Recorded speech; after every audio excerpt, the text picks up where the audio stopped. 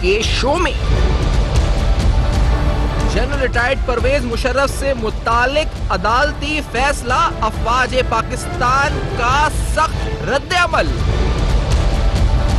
Case उजलत में निपटाया गया। जनरल रिटायर्ड परवेज मुशर्रफ किसी सूरत भी गद्दार नहीं हो सकते, तर्जुमान पाक अफवाज। साबिक सदर परवेज मुशर्रफ को सजाए मौत के हुक्म ने कई सवालात उठा दिए। फैसले का तफसीली जायजा, वुकला से सलाह मशवरे, कानूनी माहिरीन का तमाम पहलुओं पर गौर। अस्सलाम वालेकुम। पस पर्दा हकायक सनसनीखेज इंकशाफात प्रोग्राम बेनकाब में हूँ आपके साथ सैफान खान। अहम दिन, अहम तरीन तारीखी दिन, अदालती तारीख का अहम दिन, पाकिस्तान के बदलते हालात में अहम दिन, अहम मोड़ आ चुका है और इस पर जनरल मुशर्रफ साहब के फैसले के खिलाफ, एक फैसले के ऊपर एक रद्द अमल आया है। स्ट्रॉन्ग रद्द अमल आप जिसे कह सकते हैं, सख्त रद्द अमल सामने आया है। पाक अफवाज के तर्जुमान की तरफ से जारी प्रेस रिलीज में जो अहम नुकात उठाए गए, जो अहम सवाल उठाए गए, उनका तफसीली जायजा आज के प्रोग्राम में लेंगे। इस फैसले के आईनी कानूनी पहलुओं का जायजा लेंगे और इसके सियासी असरात के ऊपर, मुल्क के मजमूई माहौल पर आज प्रोग्राम में जायजा लेंगे। सबसे पहले आपके सामने जो सब में स्ट्रॉन्ग और सब में इंपॉर्टेंट रिस्पॉन्स आया है जनरल मुशर्रफ के फैसले के ऊपर, उनको जो गद्दार करार देकर सजा दी गई है, आर्टिकल आइन शिकनी की है, उन्होंने आर्टिकल 6 की खिलाफ वर्जी की है, उसको तोड़ा है, नवंबर 3 का इकदाम। क्या कहा है जी पाक अफवाज के तर्जुमान की तरफ से जो रद्द-ए-अमल आया है वो आपके सामने रखते हैं। अफवाज पाकिस्तान ने जो रद्द-ए-अमल दिया है इसमें कहा है जी कि अफवाज पाकिस्तान तवक्को करती है कि जनरल मुशर्रफ को आईन पाकिस्तान के तहत इंसाफ दिया जाएगा। केस को उजलत में निपटाया गया, यानी ड्यू प्रोसेस नहीं फॉलो किया गया, अदालती कार्रवाई शख्सी बुनियाद पर की गई। बड़ा अहम बयान है जी। उसमें और कहा गया कि जनरल परवेज मुशर्रफ को अपने दिफा का बुनियादी हक नहीं दिया गया और यह बहुत बड़ी बात है जी कि फेयर ट्रायल नहीं हुआ। खुसूसी कोर्ट की तश्कील के लिए कानूनी तकाजे पूरे नहीं किए गए, केस में आईनी और कानूनी तकाजे पूरे नहीं किए गए। जनरल परवेज मुशर्रफ किसी सूरत भी गद्दार नहीं हो सकते। जनरल परवेज मुशर्रफ ने मुल्क के दिफा के लिए जंगें लड़ी हैं। जनरल मुशर्रफ ने 40 साल से ज्यादा पाकिस्तान की खिदमत की है। यह भी कहा गया कि general Musharraf army chief, chairman joint chief of staff committee और सदर पाकिस्तान रहे हैं। खुसूसी अदालत के फैसले पर अफवाज पाकिस्तान में शदीद गम, गुस्सा और इस्तराब है। ये अहम तरीन बयान जो अफवाज पाकिस्तान एक खुसूसी कॉन्फ्रेंस के बाद रद्द-ए-अमल सामने आया है।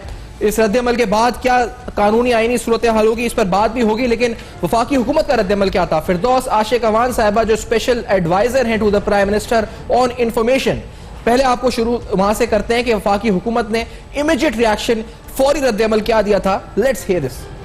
गवर्नमेंट अपनी लीगल टीम के साथ इसको असेस करेगी, देखेगी। कल वाले फैसले को भी, इसको भी हम तफसील से उसका जायज़ा लेंगे। कानूनी माहिरीन बैठ के उसका तमाम जो लीगल और पॉलिटिकल और ओवरऑल नेशनल इंटरेस्ट के साथ जुड़े जो इम्पैक्ट है उनको हम एनालाइज करके उसके बाद एक हुकूमती बयानिया मीडिया के सामने लाएंगे। ये तो अहम तरीन बयान था जी कि इसका जायजा लेने के बाद, यानी तफसीली फैसला आ जाए। 48 घंटे बाद कहा जा रहा है कि तहरीरी और तफसीली फैसला सामने आएगा, जिसके बाद वफाकी हुकूमत अपना ओपिनियन दे सकेगी। लेकिन अफवाज पाकिस्तान की तरफ से इस रद्द-ए-अमल के बाद यकीनी तौर पर हालात में काफी तब्दीली आएगी। अब ये आपको दिखाते हैं कि ऑपोजिशन पार्टी की तरफ से, ऑपोजिशन की तरफ से क्या कहा गया, क्या जो मेन लीडर्स हैं उनकी तरफ से क्या कहा गया, कुछ लीडर्स के बयान क्या हैं। Let's hear this also. Democracy is the best revenge. सजाए मौत का फैसला दिया है, हम इसको खुशाइन समझते हैं, लेकिन उसके साथ साथ मुझे उम्मीद है कि जनरल परवेज मुशर्रफ के खिलाफ शहीद मोहतरमा बेनज़ीर भुट्टो साहिबा के कत्ल का केस भी है, अकबर भुट्टी के कत्ल का केस भी है, 12 मई के शहीदों का केस भी है। उन तमाम मुकदमात में भी इंसाफ होना चाहिए। इससे इंशाअल्लाह ताला मुस्तकबिल में आइन तोड़ने की रवायत ख़त्म होगी। ये वो फैसला है कि जो आज से अगर 50 साल पहले दे दिया जाता तो पाकिस्तान में कभी मार्शल लॉ की लानत और मार्शल लॉ की नहुसत मुसल्लत ना होती और कभी मशरक़ी पाकिस्तान हमसे जुदा ना होता। तो ये तो थे सियासी पहलू, यानी आपको ये बताया कि क्या रिस्पांस दिया गया अफवाज पाकिस्तान के खुसूसी इजलास के बाद, फिर वफाकी जो मुशीर हैं प्राइम मिनिस्टर की उन्होंने क्या कहा और अपोजिशन की तरफ से क्या कहा गया। इसी तरह से जनरल मुशर्रफ साहब के जो लॉयर्स हैं, जो कानूनी मुशावरत उनकी कर रहे थे, वो बयान क्या दे रहे थे इस फैसला आने के फौरी बाद, यानी एक तो डिटेल प्रेस कॉन्फ्रेंस अभी कुछ देर कबल हुई है, इसके अलावा उन्होंने क्या कहा ये भी आपको सुनाएंगे। लेकिन इस वक्त वफाकी वजीर शेख रशीद अहमद साहब हमारे साथ प्रोग्राम में मौजूद हैं, ब्रिगेडियर हेड साहब मोहम्मद साहब भी हमारे साथ हैं। शेख रशीद साहब, आपसे पहले प्रोग्राम आगाज करते हुए आपका रद्दमल क्या है? शेख रशीद साहब, आज बिलखुसूस ISBR की तरफ से जो बयान आया, जो प्रेस रिलीज आई, जो खुसूसी कॉन्फ्रेंस हुई, उसके बाद क्या आपको लगता है कोई खतरा, खदशा कोई इदारों के तसादुम का, या जो स्ट्रॉन्ग रद्दमल है इस पर आपकी नजर में आप क्या देखते हैं, किस तरह से? शेख साहब, मैं तो देखता हूं इस फैसले से फासले बढ़ गए हैं और ये फासले बढ़ना कोई अच्छी बात नहीं है। और एक ऐसा शख्स जिसने मुल्क की खातिर जंगें लड़ी हों और 40 जिस पे 1 रुपए की करप्शन का इल्जाम नहीं, उसको आप गद्दार कहें। और जो चोर, डाकू, लुटेरे, बदमाश जिन्होंने लूटा इस मुल्क के खजाने को, नेस्त और नाबूद किया, वो बाहर जाके दुनिया में दांत निकाल रहे हैं और जमानतें करा रहे हैं धड़ाधड़। तो 20 करोड़ लोग इंडिया के मुसलमान पाकिस्तान की तरफ देख रहे हैं, 22 करोड़ मुसलमान, उनकी शरीयत खत्म हो गई है। और जब वो ये देखते हैं कि यहाँ के आर्मी चीफ को गद्दार करार दे दिया सुप्रीम कोर्ट ने, तो उनके क्या जज्बात होते होंगे। और एक ऐसे अदारे को आप गद्दार करार दे रहे हैं जिसने आंधी, तूफान, बारिश, दुनिया के हर मसले में अपनी कौम के साथ खड़े हुए हैं, और वो जो भी उन्होंने फैसले किए मुल्क को कौम के लिए किए, ऐसे आलम में जो आप बो रहे हैं उसकी फसल तो अच्छी नहीं उगेगी।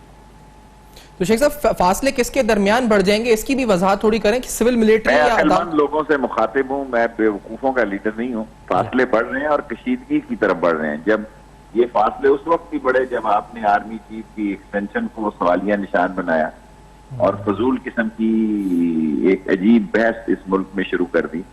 ये और ज्यादा बढ़ गए हैं और ये फैसले के बाद फासलों का बढ़ना दूसरी दफा हफ्ता 10 दिन में कोई अच्छी बात नहीं। शेख साहब, इसका सद्देबाब क्या हो सकता है और कौन कर सकता है?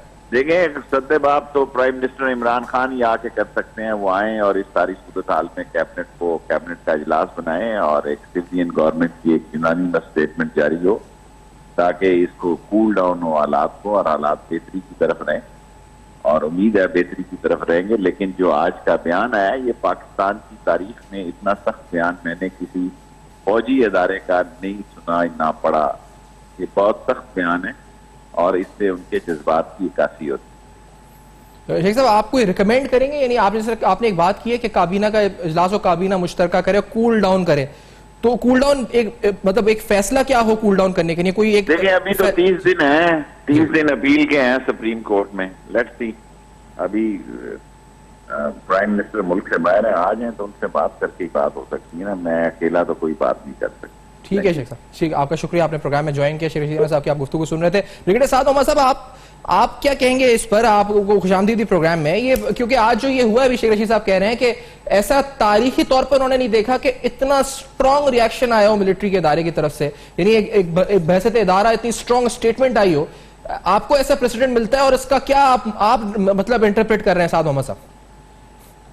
देखिए, ये बहुत ही हसास मामला है और मुझे लगता है कि ये उजलत में ये फैसला जो है वो सुनाया गया है। इसके ऊपर अभी देखना पड़ेगा कि क्या वजूह थी कि इतनी उजलत में ये फैसला किया गया। और दूसरी बात यह है कि इसके 2 पहलू हैं। एक तो मौजूदा सूरत हाल है जो इस वक्त मुल्क में है, एक बहुत ही हसास वक्त है इस वक्त। आर्मी चीफ के एक्सटेंशन की कोई बातचीत हो रही है, उसके ऊपर जो है लेजिस्लेशन होनी है। इस तरह आपने सियासी पार्टियों का जो रद्द-ए-अमल देखा, वो मुल्क में मजीद जो है वो दराने डालेगा, मजीद जो है वो दूरियां जो है आपस में सियासी पार्टियों में इसकी दूरियां पैदा होंगी। एक और जो पहलू है वो पाकिस्तान की मुसल्लह अफवाज का है, और वो ये है कि एक तो आपकी हायरार्की है, उन्होंने आपकी तर्जुमानी की, क्योंकि एक होते हैं जूनियर ऑफिसर्स होते हैं, रैंक एंड फाइल होता है, उसके ऊपर जो सीनियर लीडरशिप होता है उसके ऊपर बड़ी हसासियत होती है। और वो इसलिए कि वो इतने कानूनी पेचीदगियों में वो नहीं जाता है। वो ये सोचता है कि जिस आदमी को मैं सल्यूट करता था, जिस आदमी के एक हुक्म के ऊपर मैं अपनी जान हथेली पे डाल के उसका हुक्म मानता था, वो एक गद्दार निकल आया है। वो आर्मी चीफ था, वो गद्दार है। वो chairman joint chief of staff था, वो गद्दार है। वो सदर मुमलिकत था, वो गद्दार है। उसने पाकिस्तान के लिए खिदमात सर अंजाम दी, जंगें उन्होंने सन 65 में, सन 71 में उन्होंने जंग में हिस्सा लिया, वो गद्दार है। तो मेरे ख्याल में ये इस किस्म की क्या पैगाम हम दुनिया को दे रहे हैं? यहाँ पर इस पूरे खित्ते में हमारे दुश्मन मौजूद हैं, वो इससे क्या इस्तेफादा करेंगे? हम दुनिया को क्या बता रहे हैं कि जो हमारा आर्मी चीफ है वो एक गद्दार है? ये मतलब है कि नाकाबिल फहम बात है। मुझे एक फौजी की हैसियत से इसके ऊपर बहुत दुख हुआ है कि हमारे आर्मी चीफ को गद्दार ठहराया गया है। और दूसरी बात, इसका एक कानूनी पहलू है, और वो ये है कि क्या परवेज मुशर्रफ फर्द वाहिद है जिन्होंने ये काम किया है? उस वक्त के वजीर आजम इसमें शामिल हैं, उन्होंने एडवाइस की है प्रेसिडेंट ऑफ पाकिस्तान को, वो उनकी रिटन जो एडवाइस है वो मौजूद है, तो उनको भी इस मुकदमे में शामिल होना चाहिए था। उस वक्त के चीफ जस्टिस हैं अब्दुल हमीद डोगर साहब, उनको इसमें शामिल होना चाहिए था। वजीर कानून है उस वक्त के, उनको भी शामिल होना चाहिए था। तो ये इसके ऊपर सिर्फ इसको इतनी आसानी से कह देना कि एक फर्द वाहिद जो है वो इस पूरे जो है जो कुछ भी हुआ उस वक्त इमरजेंसी प्लस हुआ, जो भी हुआ उसका परवेज मुशर्रफ को जो है वो मुर्द इल्जाम ठहराएं। दूसरी बात यह है कि पाकिस्तान अभी आगे चला जाइए। 2007 की बात हो रही है, बराए मेहरबानी आप आगे चलें। पाकिस्तान को किस तरह इन मसाइल से बाहर निकालना है? हम पुराने मुर्दे जो है वो खोदना शुरू कर देते हैं, अब पुराने मसाइल की तरफ चल पड़ते हैं। पाकिस्तान को खुदारा जो है वो इन मसाइल में मत डालें, ये तसादुम की सूरत हाल में मत डालें, नए इंतशार को ना हवा दें, आगे चले। पाकिस्तान को तरक्की करनी है, पाकिस्तान को जो है इन मसाइल से बाहर निकालना है, ना कि हम पीछे की तरफ देखें और पिछले मसाइल जो हैं उनमें उलझ जाएं।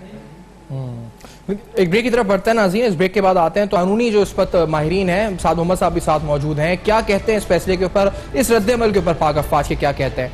आज प्रोग्राम में डिटेल में जाएंगे और आपके सामने तमाम तज्जिए तबसरे रखेंगे इस पूरी सूरत हाल, बदलती हुई सूरत हाल के ऊपर। इस ब्रेक के बाद बेनकाब में हमारे साथ रहेगा।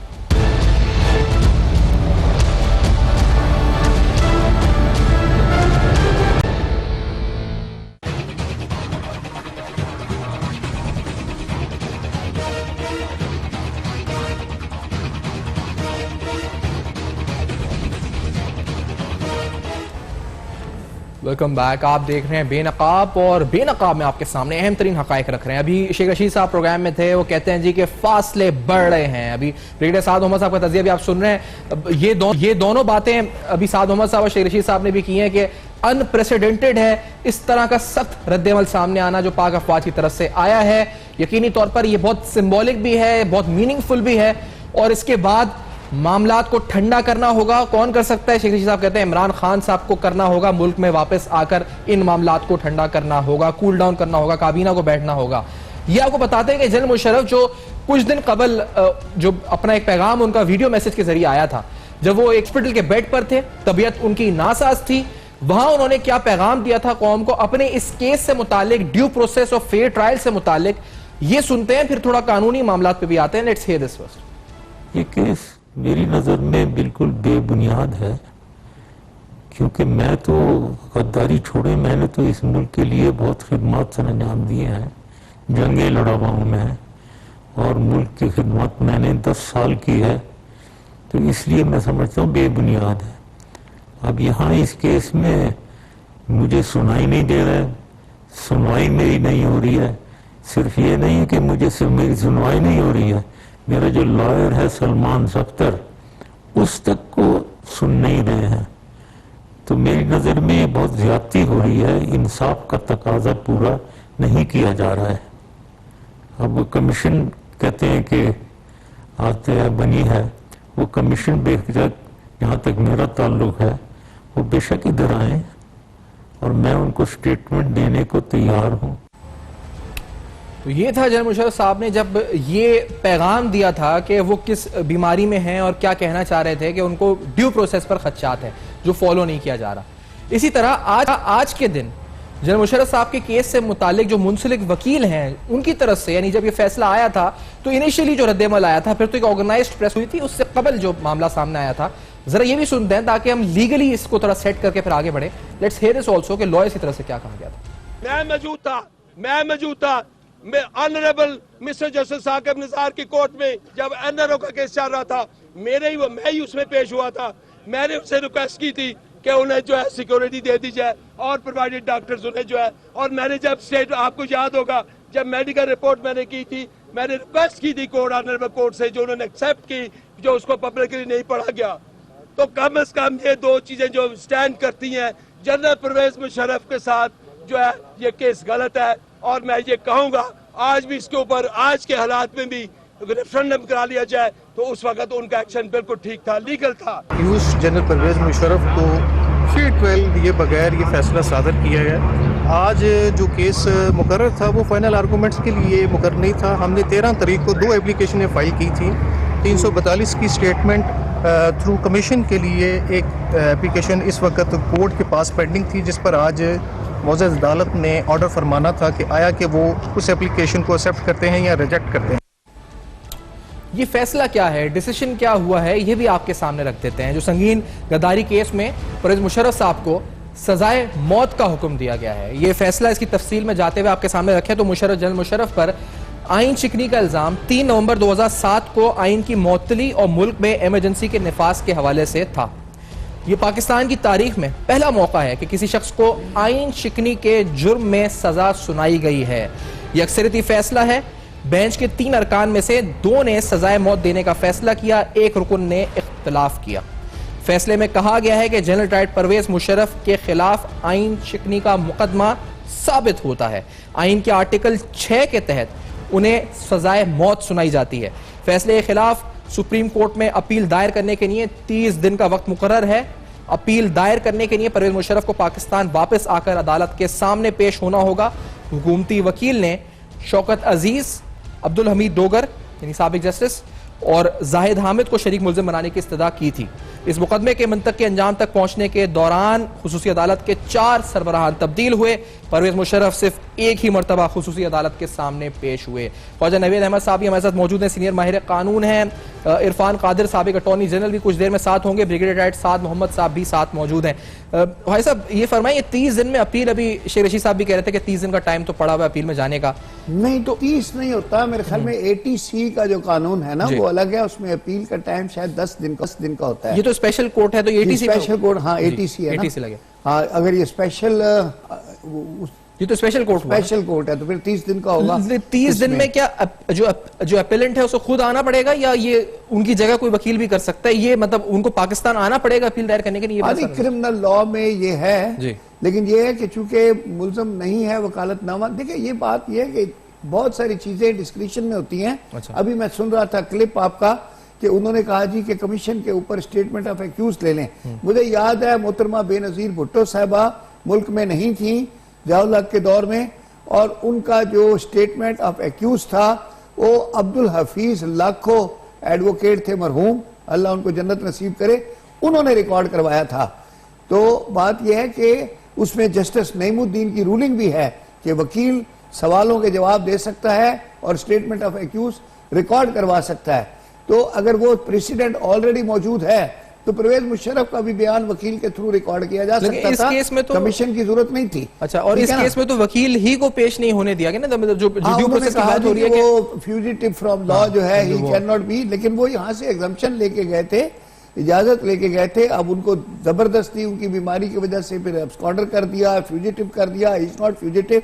देखिए मैं तो वैसे भी चूंकि उनका दोस्त हूँ, बहुत उनका हामी हूँ, लेकिन बात यह है कि मेरा लीगल ओपिनियन पर्सनल ये है कि ये कोई आइन शिकनी का केस बनता ही नहीं है। जो एमरजेंसी डिक्लेयर की थी वो भी कोई परवेज मुशर्रफ ने, वो कोई कानूनदान नहीं थे। उस वक्त मरहूम शरीफुद्दीन पीरजादा साहब जो थे वो उनके लॉयर थे। ये जो ड्राफ्टिंग की थी, जितने नोटिफिकेशन बनाए थे, उसमें सबके नाम वो डालते थे। उसमें जनरल कियानी का भी नाम होता था, सारे कोर कमांडरों के नाम होते थे, और उसके बाद वो नोटिफिकेशन निकलता था।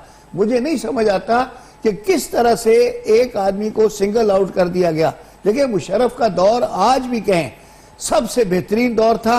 7 के 8 साल तक 60 रुपए का डॉलर रहा, सस्तवाई रही। कराची को पता नहीं कितने 100 अरब रुपया दिया है, और आज देखें जो कराची में इतने ओवरहेड ब्रिजेस बने हैं, ये सारा जो मुशर्रफ ने पैसा रिलीज किया था उसके दौर में ये सारी तरक्की हुई है। तो वो एक बहुत अच्छा आदमी है, अल्लाह ताला उसको जिंदगी करे। और मैं अभी भी सोचता हूं कि अपील जो अगर है उसको अलाउ हो जाए अपील दाखिल करना, तो अपील में ये केस फौरी तौर पे एक्विट हो जाएगा। ये कन्विक्शन का केस है ही नहीं और इसकी कन्विक्शन बनती नहीं है। देखिए, इमरजेंसी नाफज करने से, भाई अगर इमरजेंसी जो नाफज होती है तो इमरजेंसी की दफात मौजूद है इमरजेंसी नाफज करने की, और पावर होती है प्रेसिडेंट को। तो अगर इमरजेंसी नाफज की गई है तो उससे आइन शिकनी कहां पे हुई? आइन तो अपनी जगह मौजूद है, और अगर उन्होंने आइन को मुअत्तल किया या चंद दफात उसकी सस्पेंड की, तो इसका यह मतलब नहीं है कि कोई आइन शिकनी हो गई। बहरहाल ये आर्गुएबल केस है। Musharraf has a very good case on merits, और जो भी वो उस वक्त इकदाम कर रहे थे वो कोई आर्बिट्रेरी नहीं कर रहे थे, बड़े बड़े वकला से मशवरा करके कर रहे थे। उसमें एक वकील हमारे दोस्त हैं जो बाद में उनके 6 साल तक अटॉर्नी जनरल भी रहे। तो ऐसी बात नहीं है कि मुशर्रफ कोई कानून से पैदल थे या उन्होंने कोई ऐसे अंधाधुंध काम कर दिया।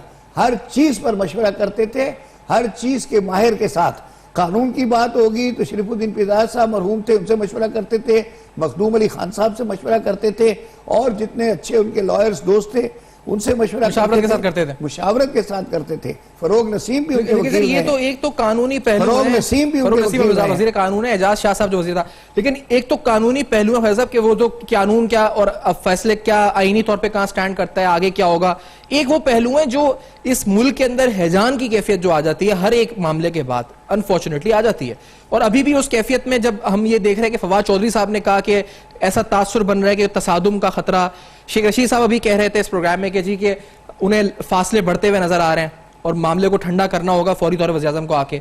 ठंडा कैसे करेंगे? मतलब ठंडा करने से मतलब क्या है जी मामले को, मतलब क्या कौन करेगा? किस तरह? सियासतदान है और ये बेहतर समझते हैं और इनका एक अपना मुतमा नजर होता है, इनका अपना एजेंडा होता है, और फिर ये हवा का रुख देखते हैं। तो ये तो हम तो फैसले को फैसला समझ के पढ़ते हैं, लीगल उसके अपने कानून बनता है कि नहीं बनता। ये तो उसके पसे पर्दा मौसीकी देखते हैं कि तार कहां से हिल रहे हैं, गिटार कहां चल रहा है। तो इनके तो वो एंगल ही और होते हैं ना, हमारे वो एंगल है ही नहीं ना, हमें समझ आते हैं, वो हमारी समझ से बाला तार हैं, ऊपर ऊपर हैं। हम तो रहे सादा शहरी, सादा लो देहाती, हमें क्या मालूम कि क्या होता है। तो उन्हें नजर आ रहा होता है पीछे भी क्या हो रहा है, हाँ, उनकी विजन मतलब होती है वो, इसलिए बातें चश्मे बीना होती है उनकी। सही। तो साहब ये तो आपने भी रद्देअमल दिया था, इस जो मामला सामने, जो मौके रद्देअमल सामने आया, इस केस से मामला अब इस रद्देअमल की तरफ चला गया है। उस पर लोग कह रहे हैं कि खदशा है, तसादुम, फासले बढ़ रहे हैं, ये बयानात वुज़रा के आना शुरू हो गए हैं। तो ये आपको क्या नजर आ रहा है? एक तो सामने जो नजर आ रहा है वो तो हम सबको नजर आ रहा है, कुछ पसे पुष्ट क्या दिख रहा है? कोई तार हिल रहे हैं, क्या हो रहा है? कोई चेंजेस हैं, क्या मूवमेंट है? ये हैजान ये क्यों है साहब? नहीं, मुझे तो कोई जो है ऐसी इसमें कॉन्स्पिरेसी या कोई इसके पीछे पसे पर्दा क्या हो रहा है, ना तो मुझे उसका इल्म है, ना मैं इन चीजों पे यकीन रखता हूँ। मैं सामने जो चीज है मैं उसकी तरफ देख रहा हूँ, और वो ये है कि मेरा अपना ओपिनियन ये है कि आज से 10, 12 साल, 13 साल पहले जो काम हुआ था वो मौजूदा सूरत हाल के साथ उसका कोई ताल्लुक मुझे नजर बनता नहीं है। पाकिस्तान उस सिचुएशन से बाहर निकल आया है, एक नई दुनिया है, एक आगे नए हमारे ऑब्जेक्टिव्स हैं, हमें उनकी तरफ जाना चाहिए। यहाँ पर जो पूरा खिता है वो एक अदम इस्तेहकाम की तरफ जा रहा है। आप हिंदुस्तान में देखें क्या हो रहा है, कश्मीर में जो जुल्म और बर्बरियत है वो है। हिंदुस्तान के तमाम मुसलमान जो है वो एक ही स्ट्रोक के ऊपर, उनकी शहरियत के ऊपर सवाली निशान आ गया है। तो हमें मतलब है कि इन सूरत हाल का मुकाबला करना चाहिए। अभी अगर हमारे इदारे और ये तमाम जितने भी अभी ये रद्द अमल वगैरह हमारे सियासी पार्टियों के आ रहे हैं, या हुकूमत की तरफ से आ रहा है, या ISPR की तरफ से आ रहा है, इससे क्या हो रहा है? हम में आपस में दूरियां जो है वो पैदा हो रही हैं। कोई क्या कह रहा है, कोई क्या कह रहा है। हमें यूनिटी चाहिए पाकिस्तान को। इस वक्त तमाम लोगों को एक उसके ऊपर आना चाहिए। तमाम जो पुराने जो हो गए, परवेज मुशर्रफ साहब टर्मिनली इल है, वो बहुत अलील है। आपने उनको देखा, उनकी आवाज जो है वो इतनी अभी ऐसी हो गई है कि वो हॉस्पिटल बेड से बड़ी मुश्किल से बातचीत कर रहे हैं। तो मेरे ख्याल में हमें थोड़ी सी एम्पैथी होनी चाहिए, थोड़ी सिंपैथी होनी चाहिए। ये जो गुजर गया वो गुजर गया। एक इमरजेंसी लगाई थी, उससे मेरे ख्याल में पाकिस्तान को क्या ऐसा नुकसान हो गया है, पाकिस्तान के मफादात को क्या ऐसे धचका लगा उस वक्त कि उससे जो है हम बाहर नहीं निकल सकते। और आज 12-13 साल बाद भी उस महवर में और उस गिरदाब में हम फंसे हुए हैं कि क्या करें हम। तो मैं तो इस एंगल से इसको देख रहा हूँ। दूसरा, पाकिस्तान आर्मी के मोराल को मैं देख रहा हूँ कि वो, जैसे मैंने पहले जिक्र किया था, कि वो जो रैंक एंड फाइल है, जूनियर ऑफिसर्स हैं, वो क्या सोचेंगे, क्या हमारा प्रेसिडेंट जो है या हमारा जो आर्मी चीफ है, चेयरमैन ज्वाइंट चीफ है, वो गद्दार है। मैं गद्दार को सलूट कर रहा था, उसमें मैं भी शामिल हूँ। मैं भी उस वक्त हाजिर सर्विस था जब परवेज मुशर्रफ आर्मी चीफ बने। मैं कर्नल था, वो उन्हीं के नीचे मैं ब्रिगेडियर बना और मैं मुख्तलिफ जो है वो अपॉइंटमेंट्स पे रहा। मैं उनको सलूट करता रहा हूँ। तो मैं तो ये नहीं सोचता हूँ कि परवेज मुशर्रफ साहब एक मैं गद्दार को वो कर रहा था। उनसे गलतियां हुई होंगी, मैं ये नहीं कहता हूँ। हर एक आदमी से कोई ना कोई गलती हो जाती है, लेकिन वो गलती इस नौइयत की नहीं है कि वो गद्दारी के जुमरे में आए। सही। जो ये पैसा खा रहे हैं, जिन्होंने खजाने लूटे हैं, क्या ये गद्दारी नहीं है? एग्जैक्टली सर, एक ब्रेक की तरफ पढ़ते हैं। इस ब्रेक के बाद आते हैं तो इस फैसले दीगर मुहर्रिकात, कानूनी पहलू और सियासी असरात और सियासी और गैर सियासी असरात क्या है जो सामने नजर आना अब शुरू हो गए।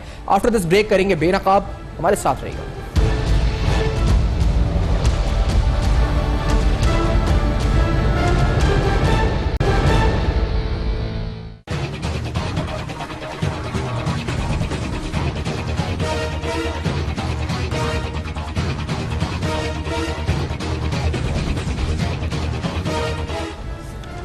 Welcome back. आप देख रहे हैं बेनकाब और बेनकाब में आपके सामने अहम तरीन हकायक रख रहे हैं। ये सारे हकायक जी के आखिर मुशर्रफ साहब के खिलाफ जो फैसला आया उसकी आईनी और कानूनी जो नजरियात उस पर क्या हैं, तज्जिए उस पर क्या हैं, तबसरे क्या हैं माहिर कानून जो हैं, और साथ साथ जो रिएक्शन उस पर पॉलिटिकल और जो पाक अफवाज का स्ट्रॉन्ग रिएक्शन सामने आया है, उस रिएक्शन के क्या असरात हो सकते हैं, ये तमाम अहम सवाल हम उठा रहे हैं। मैं इससे पहले आगे बढ़ूं, ख्वाजा नवेद साहब आपसे कुछ कहना चाह रहे हैं स्पेसिफिकली अपील वाले सवाल था कि आपने पूछा था पिछले सवाल में कि आया परवेज मुशर्रफ को आना पड़ेगा, यहाँ आना पड़ेगा या नहीं आना पड़ेगा? उनको आना नहीं पड़ेगा और उनको अपील फाइल करने की भी जरूरत नहीं है, क्योंकि हमारे मुल्क में ज़ाब्ता फौजदारी के तहत कोई भी ट्रायल कोर्ट जब सजाए मौत देता है तो जब तक हाई कोर्ट उसकी कंफर्मेशन नहीं करता उस सजा पे अमल दरामद नहीं होता।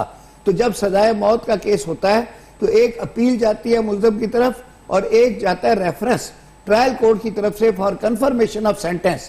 तो जब कंफर्मेशन ऑफ सेंटेंस का ट्रायल वो जाएगा रेफरेंस, तो मुझे अल्लाह की जात से उम्मीद है जब हाई कोर्ट के 2 जज देखेंगे उसको, वो इस कन्विक्शन को सेट असाइड कर देंगे। सजाए मौत तो कंफर्म करना दूर की बात है, कन्विक्शन ही मेंटेनेबल नहीं है, तो ऑटोमेटिक हो जाएगा। मुशर्रफ को ना आने की जरूरत है, ना अपील फाइल करने की जरूरत है, कोई जहमत करने की जरूरत नहीं, ना वकील करने की जरूरत है। सही, मतलब आपके नजदीक ये जो है मामला यहीं का यहीं सेटल हो जाएगा कानूनी कि confirmation case automatic trial court की तरफ से हाई कोर्ट जाएगा। हाई कोर्ट के 2 जज जिस वक्त कंफर्मेशन के लिए सुनते हैं, एक एक लाइन पढ़ी जाती है एविडेंस की और फिर पूरी जजमेंट देते हैं। तो फिर जब जजमेंट देंगे तो जाहिर है, मैं चूंकि कानून जानता हूं, ये मेंटेनेबल ही नहीं है फैसला मेरी नजरिए में। सही। अच्छा, और ये जो ड्यू प्रोसेस वाली बात है फैसल कि ये ड्यू प्रोसेस फॉलो नहीं किया गया, ये इसका कोई प्रेसिडेंट और क्यों ऐसा हुआ कि मतलब वकला को मौका नहीं मिला, इस पर आप क्या है? देखिए, अब वो चूंकि एक बंदा बीमार था, मुल्क से बाहर चला गया, एग्जाम्पशन लेके गया, फिर ये अननेसेसरी रोज उसकी एग्जाम्पशन कैंसिल करते रहे, फिर उसको कॉल करते रहे, फिर वारंट निकालते रहे और उसको एब्सकॉन्डर कर दिया। तो उसमें यह है कि हमारे लॉ में ये लिखा हुआ है कि fugitive from law can not seek assistance of court, और उसमें यह है कि can not seek relief from the law. पहले उसको आके सरेंडर करना होता है, देन ही can ask for the relief. तो उस नजरिए के तहत इनके ऊपर जो केस इन एब्सेंशिया चलाते रहे हैं, क्योंकि पहले इन्होंने उसको फ्यूजिटिव जो है, एब्सकॉन्डर है, डिक्लेयर किया है, उसके बाद उसके ऊपर सारी तलवारें लटका दी हैं। तो ये है, ठीक है। इरफान कादर साहब भी ट्रायल की बात है, इरफान कादर आपको इरफान कादर साहब भी हमारे साथ मौजूद है, वो मुझसे बेटर बताएंगे आपको। इरफान कादर साहब, आपकी नजर में, क्योंकि आपका जो हमने बयान देखे, आपने कॉन्फ्लिक्ट ऑफ इंटरेस्ट की बात की है, आपने इस फैसले पर क्रिटिक्स किए स्ट्रांगली, आपने उसको क्रिटिसाइज भी किया है सर, कुछ क्यों ये फैसला आपकी नजर में क्या है? इस फैसले पर जो रद्देमल आया है ISPR की तरफ से, उस पर आप क्या कहना चाहेंगे और इस पर गवर्नमेंट का क्या एक्शन होना चाहिए? व्हाट इज योर से ऑन दिस, इरफान कादर साहब? मैं समझता हूं कि ISPR ने जो आज रद्द अमल दिया है जी, उसकी अशद ज़रूरत थी और ये बहुत पहले दे देना चाहिए था, लेकिन शुक्र है कि उन्होंने अब भी दिया है। देर आयत दुरुस्त आयत, ठीक किया उन्होंने। और ये एक ऐसा फैसला है और ये सारा प्रोसेस, जिस तरह से ये प्रोसीडिंग्स जो है यहाँ तक पहुँची हैं, ये सब कुछ जो एक्सरसाइज है वो सारी ड्यू प्रोसेस के खिलाफ है। मसलन ख्वाजा नवीद साहब आपके सामने बैठे हुए हैं, बहुत कानून जानते हैं और वो भी मुझे उम्मीद है कि मेरी इस बात से एग्री करेंगे कि यहाँ पे सुप्रीम कोर्ट ने हुक्म दिया वफाकी हुकूमत को कि आप ये प्रोसीडिंग्स इनिशिएट करें स्पेशल कोर्ट में। अब मुझे ये बताएं कि दुनिया का कौन सा ऐसा मुल्क है जहाँ के प्रोसिक्यूशन जो है उसकी इनिशिएशन जो है वो अदलिया करेगी और एग्जीक्यूटिव नहीं करेगी, क्योंकि ये जुडिशल फंक्शन नहीं है प्रोसिक्यूशन की इनिशिएशन, ये तो प्रोसिक्यूशन का काम है। और यूनाइटेड नेशंस के बहुत सारे कन्वेंशंस हैं जहां पे कहा गया है कि प्रोसिक्यूशन बिल्कुल इंडिपेंडेंटली काम करेगी। तो कहां गई प्रोसिक्यूशन की इंडिपेंडेंस या कहां गई इन्वेस्टिगेशन की इंडिपेंडेंस? तो ये जो इनिशिएशन हुई थी सुप्रीम कोर्ट के उस ऑर्डर के तहत वही गलत हुई थी। और वो जब इनिशिएट किया गया था तो ये तकरीबन दिसंबर 2013 की बात है। इससे पहले जब ये मामला सुप्रीम कोर्ट में आया कि वफाकी हुकूमत को कहा जाए, सुप्रीम कोर्ट अहकामात जारी करे वफाकी हुकूमत को कि जनरल मुशर्रफ के खिलाफ हाई ट्रीजन का मामला जो है स्पेशल कोर्ट में लाया जाए। तो मैं अटॉर्नी जनरल था और मुझे सुप्रीम कोर्ट ने पूछा कि इन हालात में आप क्या कहते हैं, क्या जनरल मुशर्रफ ने हाई ट्रीजन किया है कि नहीं किया? तो मेरा जवाब यही था कि जनरल मुशर्रफ ने हाई ट्रीजन तो नहीं किया, लेकिन उन्होंने जो जजेस को निकाल दिया है आर्टिकल 209 की वायलेशन के तहत, वो चीज जो है वो गैर आईनी है, गैर कानूनी तो हो सकती है लेकिन वो किसी तरह से भी हाई ट्रीजन नहीं बनता। इस पे सुप्रीम कोर्ट को ये बात नागवार गुजरी और उन्होंने एक किस्म की नाराजगी का इजहार किया। जब वो नाराज हुए तो मैंने उनको कहा कि चले मैं थोड़ी देर के लिए आप ही की बात मान लेता हूं कि जनरल मुशर्रफ ने अगर हाई ट्रीजन किया है 30-40 जजेस को फारिग करके, तो फिर आप लोगों ने तकरीबन 100 जजेस में से अक्सर वो जजेस फारिग कर दिए हैं आर्टिकल 209 की वायलेशन में, जिन्होंने कभी पीसीओ को ओथ नहीं उठाया, जिन्होंने कॉन्स्टिट्यूशनल ओथ उठाया। तो फिर आपने तो फिर हाई ट्रीजन कमिट किया है सर, आपने बल्कि एग्रेवेटेड हाई ट्रीजन, मैंने ये लफ्ज इस्तेमाल किए थे सुप्रीम कोर्ट पे कि सर फिर आपने एग्रेवेटेड हाई ट्रीजन किया है। मेरी ये बात जब उन्होंने सुनी तो वो एकदम खामोशी हो गई सुप्रीम कोर्ट में और एक जज साहब कहने लगे that why don't you hang the जजेस।